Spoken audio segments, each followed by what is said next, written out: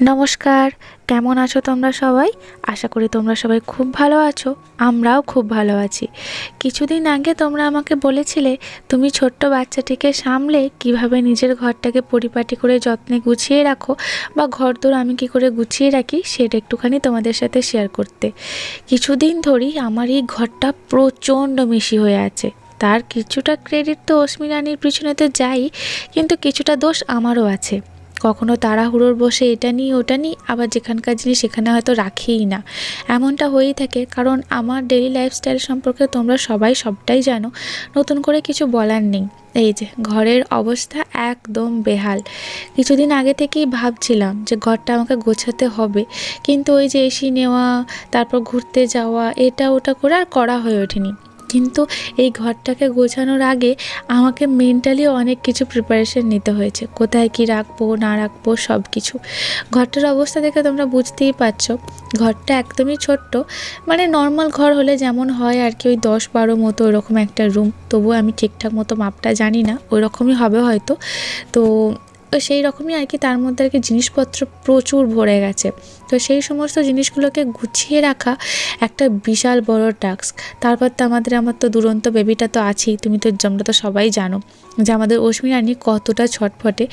তো সব থেকে মেসি পার্ট হলো আমার এই আলনাটা। আমি যত রকমভাবে গুছিয়ে রাখার চেষ্টা করি, কোনো মতেই আমি একে গুছিয়ে রাখতে পারি না। তবে যাই বলো, মেসিই থাকুক, একদম পারফেক্ট ক্লিন আপই থাকুক, যাই থাকুক, এই রুমটা আমার বড্ড প্রিয়। প্রত্যেক মেয়ে হোক ছেলে হোক যেই হোক না কেন, প্রত্যেকটা মানুষের তার নিজের রুমটা বড্ড প্রিয়। কারণ এই রুমেতে আমার সুখ দুঃখ হাসি কান্না সব কিছুর সাথে এই রুমটাই জড়িয়ে আছে। তো চলো এই রুমটাকে আজকে একটুখানি পরিষ্কার করা যাক, আমার শখের ঘর বলে কথা। তো প্রথমেই ঝাড়ু হাতে আর কি লেগে পড়েছি। আর প্রথমে তোমরা যে ঘরটার মধ্যে দুটো চেয়ার দেখলে, ওই দুটো চেয়ার কিন্তু থাকে না, তোমাদের অস্মি রানী নিয়ে এসে রাখে। কারণ ওর কাউকে প্রয়োজন হয় না, বিছানাতে উঠতে হলে যখনই মন চায় চেয়ারগুলো নিয়ে আসে, চেয়ারের ওপর ওঠে, ও চেয়ার থেকে একদম বিছানায়। তাই সবার প্রথমে আগে চেয়ারগুলোকে বাইরে রেখে এলাম। তারপরে এই যে ঝুলগুলো একটু হালকা করে ঝেড়ে দিচ্ছি। ওই হালকা মতোই ঝুল আছে, কারণ আমি চেষ্টা করি 1-2 দিন অন্তর অন্তর যতটা আমার হাত পা নাগাল যায় ততটুকু আর কি ওই ঝাঁটা দিয়ে আর কি ঝেড়ে দেওয়ার। কিন্তু এই যে সানসেটের ওপরটা দেখতে পাচ্ছ, এইটা ডেলি বেসিসে ঝাড়া হয় না, কারণ সময়ই নেই আমার হাতে। তো আজকে অস্মিকে অস্মির যত ধরনের সকাল থেকে কাজ আছে সমস্ত কিছু কমপ্লিট করে এখন বাজছে দুপুর 11:30। অস্মিকে ফল খাইয়ে দিয়েছি, স্নান করিয়ে দিয়েছি, ও এখন বাইরে খেলছে। এই সময়টা থাকে আমার নিজস্ব সময়, মানে আমি স্নান করি, আরও জামাকাপড় ওয়াশ করার থেকে সেই সমস্ত কিছু করি। কিন্তু আজকে সেই সমস্ত কিছু কাজ করব না। দুদিন আগে থেকেই তোমাদেরকে বললাম না যে মেন্টালি প্রিপারেশন আগে আমি নিয়েছি, যে আমাকে ঘরটাকে পরিষ্কার করতেই হবে। তার জন্য আমাকে আজকে দুপুরবেলা বা সন্ধেবেলায় যদি আজকে স্নান করতে হয়, বাকি সমস্ত কিছু কাজ করতে হয়, আমি তাই করব। কিন্তু আজকে আমাকে ঘরটা ক্লিন আপ করতেই হবে। তো হয়েছিলও তাই। তো এই যে দেখো সানসেটটা আমার যতটা আর কি হাত পৌঁছালো আমি পরিষ্কার করলাম, ঝুলগুলো ঝেড়ে দিলাম।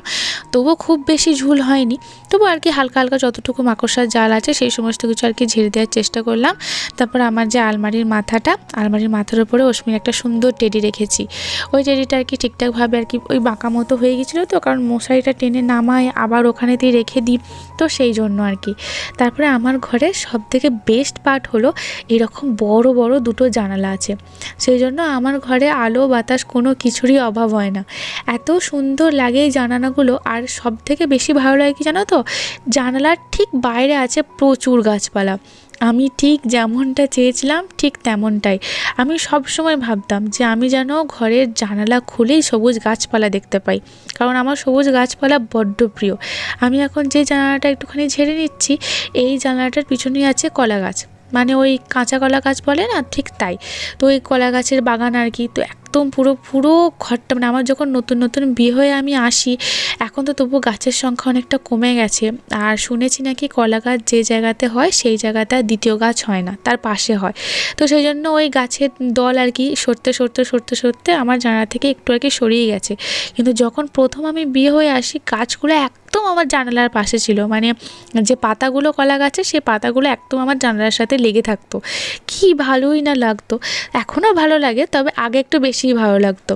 তো এই যে জানালাগুলো একটু ভালো করে ঝেড়ে নিলাম, কারণ জানালাগুলো তো সেভাবে আর রোজ রোজ পরিষ্কার করা হয় না। তো এই একদিকে জানালাটা ঝেড়ে এই দিকের জানালাটা, এটা হচ্ছে উত্তর দিকের জানালা, এই জানালাটা আমার সব থেকে বেশি প্রিয়। তার কারণ এখন অবশ্য আমাদের বাড়ির পাশে মানে উত্তর দিকের জানালাটা ঠিক অপোজিটে একটা বাড়ি হয়েছে, এই হয়তো 1 বছর কি 2 বছর কি 3 বছর হয়তো হবে, 2 বছরই হবে হয়তো। তো তখন তো ছিল না, তখন ওই জায়গাটা পুরো ফাঁকা ছিল। তো সেই জন্য মানে এই জানালার কাছে বসে বসে আমি চা খেতাম, তারপরে ওই দূরে সেই দিঘি দেখা যেত, সেই দূরে দিঘির দিকে তাকিয়ে থাকতাম, মানে পুরো ফাঁকা, মানে আমার এই জানালা থেকে পুরো মানে কি বলবো, গাছপালা, তারপর দিঘি, তারপর মাঠ, মানে পুরোটা ফাঁকা। তো কিন্তু এখন যেহেতু আর কি পরপর বাড়ি হয়ে যাচ্ছে, সেই জন্য ওই ফাঁকাটা আর নেই। কিন্তু এই জানলাটার পিছনের দিকে তোমাদের দাদাভাই গাছপালা লাগিয়েছে, তোমরা তো দেখিয়েছো, তো সেগুলো রয়েছে, সেগুলো দেখতে ভালো লাগে। এই যে আমি একদিকে এই সমস্ত কিছু পরিষ্কার করছি, উনি এইদিকে নিজেই মাদুরটা পেতেছেন, জানো, দেখো কেমন করে মাদুরটা পেতেছে। মাদুরটা পেতে এইভাবে শুয়ে রয়েছে, মানে এরপর ওর খাওয়ার সময় হয়ে এসেছে। আমি সেই জন্যই তাড়াহুড়ো করে কাজগুলো করছি।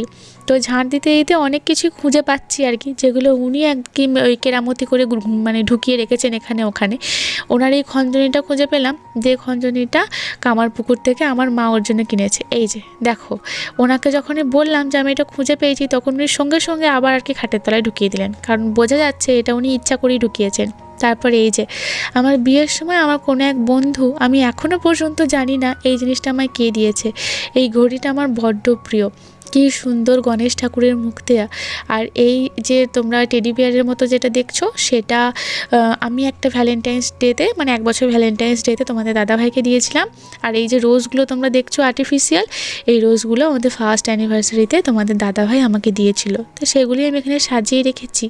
ঝাঁটা দিয়ে ঝাড়ছিলাম, কিন্তু ঝাঁটা দিয়ে এগুলো ঝাড়তে না কীরকম একটু লাগছিল, তো সেই জন্য ঝাঁটা রেখে দিয়ে একটা শুকনো পরিষ্কার কাপড় দিয়ে একটু ভালো করে ঝেড়ে মুছে নিচ্ছি। এরপরে কাজ হলো আমার সব থেকে কঠিন কাজ, সেটা হচ্ছে এই 3টে তাককে আমাকে অর্গানাইজ করতে হবে। বেসিক্যালি আজকে কাজটা আমি করতে শুরু করেছি বা মনস্থির করেছি, মেন্টালি প্রিপেয়ার নিয়েছি শুধুমাত্র এই 3টে তাককে অর্গানাইজ করব বলে। তার কারণ আমি মানে প্রথমের তাকটাতে আর কি সমস্ত কিছু রাখতাম, যখন অশ্মি একটু ছোট ছিল বা অশ্মি তখন হয়নি এরকম হতো, তো তখন অশ্মি প্রথমের তাকটাই নাগাল পেতো না। তো সেই জন্য ওষুধপত্র যা যায় প্রথমের তাকটাতেই থাকতো, মানে সবার নিচের তাকটাতে। তারপর অশ্মি একটু বড় হলো, আমাদের অশ্মি কেমন আমাকে হেল্প করছে দেখছো, ছোট্ট একটা এরকম কি বলবো এটাকে, টাবের মতো নিয়েছে, তো সেটাকেও ধরে দাঁড়িয়ে আছে, আমিও একটা সাইড ধরে আছি, কারণ অত ভারী জিনিসও নিতে পারবে না। এই যে ফ্লাক্সটা, এই ফ্লাক্সটা আমাকে বহু সাবধানে রাখতে হয়, কারণ এর আগে অনেকগুলো ফ্লাক্স আমি ভেঙেছি, অশ্মি ভেঙেছে। তোমাদের দাদাভাই বলেছে এরপর যদি ফ্লাক্স ভেঙে ফেলি তাহলে আর ফ্লাক্স আনবে না। তো সেই জন্য আমি অশ্মিকে যতটা যত্নে রাখি, এই ফ্লাক্সটাকে মনে হয় যেন তার থেকেও বেশি যত্নে রাখি। আমি একদিকে ধরেছি, অশ্মি ধরে আছে ট্যাবটাকে, কারণ বড্ড ভারীও সামলাতে পারবে না, অশ্মিও আমাকে হেল্প করছে। তো এখন কি হয়েছে, এখন আর অশ্মি মানে নিচে থেকে সেকেন্ড তাকটা মানে মাঝের তাকটাও নাগাল পায় না, কিন্তু ওই যে বিছানা থেকে একদম খুব সুন্দর নাগাল পায়। আমি যখন বাইরে কাজ করি, 2 দিন এমন হয়েছে, ওষুধগুলো ওখানে আছে, বিশেষ করে ওর যে কৃমির ওষুধগুলো, আমি বাইরে কাজ করছি, উনি ওখান থেকে ওষুধগুলো পেরে খেতে আরম্ভ করে দিয়েছেন, যেটা প্রচুর খারাপ একটা জিনিস, প্রচুর ডেঞ্জারাস একটা জিনিস। স্কেল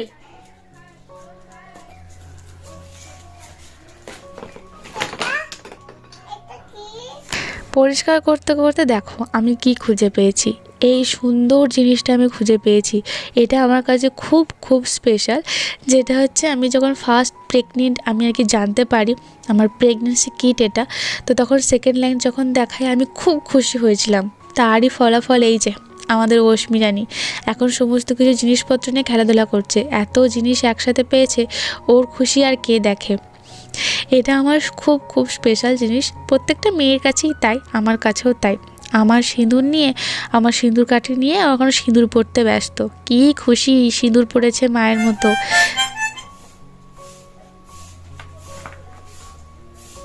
চলো এবার তাড়াতাড়ি করে গোছাতে হবে, কারণ রশ্মির খাবার সময়ও হয়ে আসছে, যেটা বলছিলাম।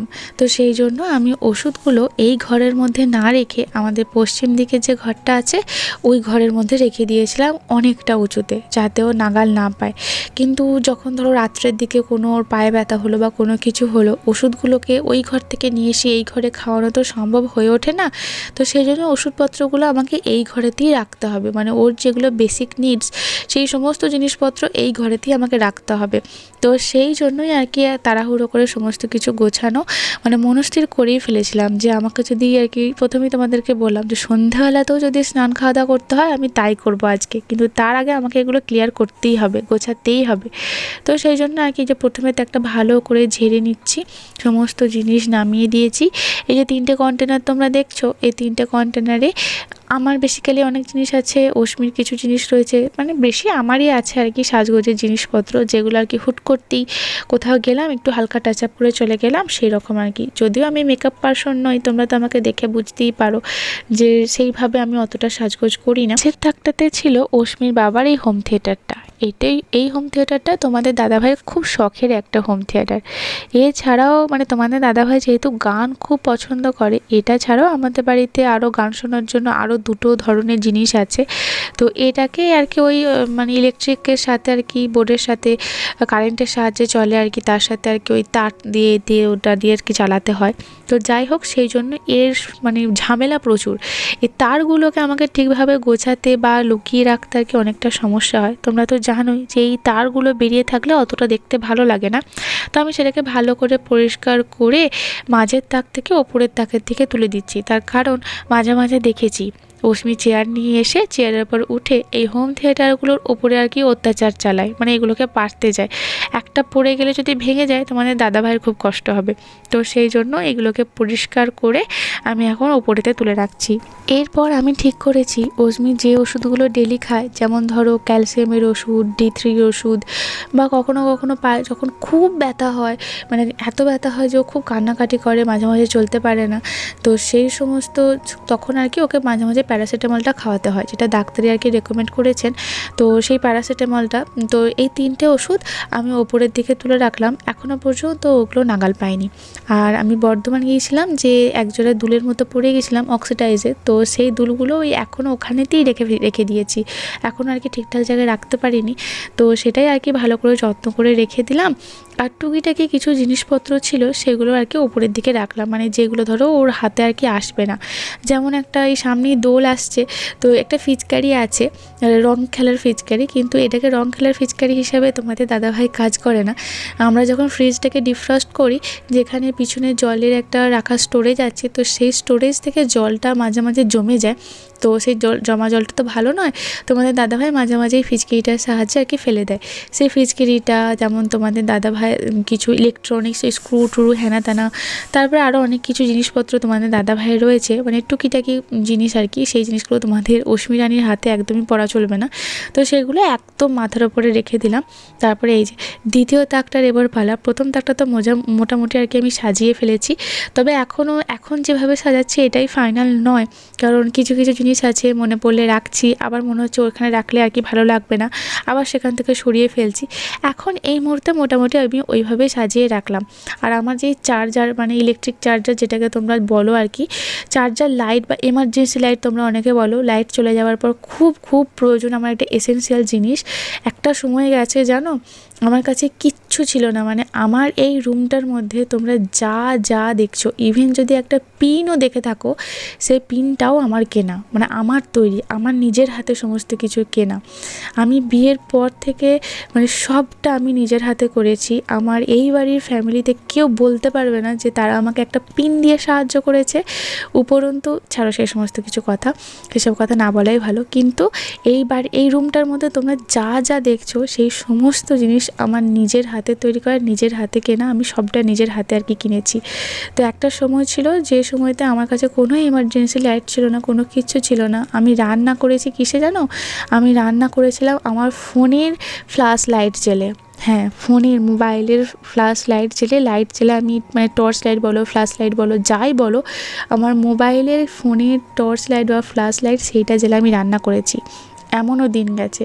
তো সেই জন্য এই প্রত্যেকটা জিনিস আমার কাছে খুব প্রিয় এবং খুব গুরুত্বপূর্ণ, কারণ আমি একটা জিনিসের মর্ম বুঝেছি, যেটা আমি বিয়ের আগে কখনোই ফিল করিনি। আমার বাবা মা কখনোই আমাকে এই জিনিসগুলো ফিল করতে দেয়নি, যা আমি বিয়ের পর ফিল করেছি। তো তো ছাড়ো।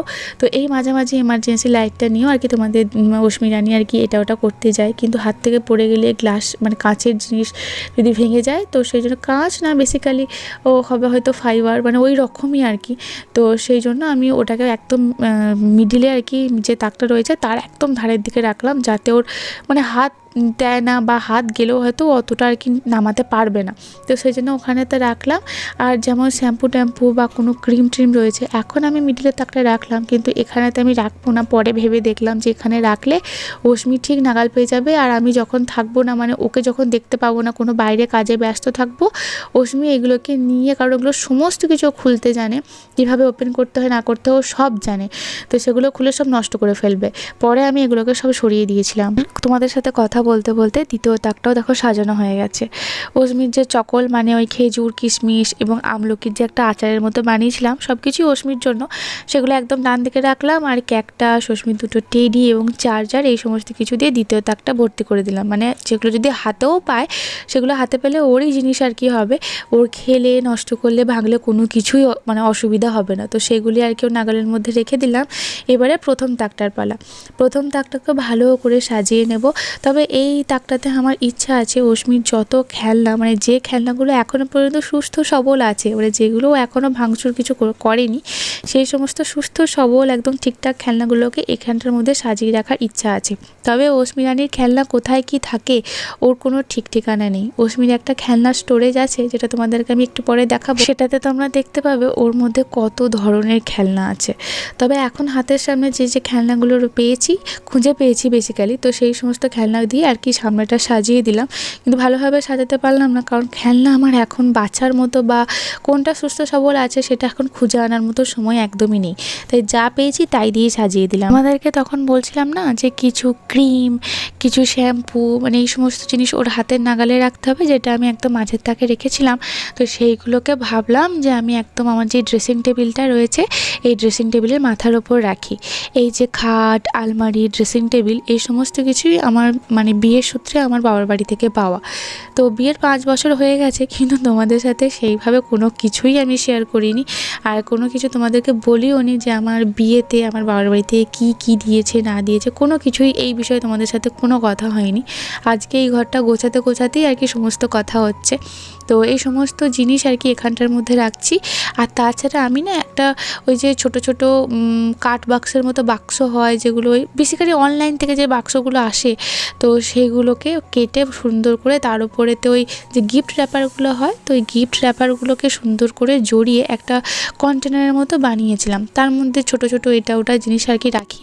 তো দুটো আমি পশ্চিম দিকের ঘরে ট্রান্সফার করে এসেছি, মানে যেগুলো আর কি অতটা আমার লাগবে না, প্রয়োজন হবে না, তো সেগুলো ওখানে ট্রান্সফার করে এসেছি।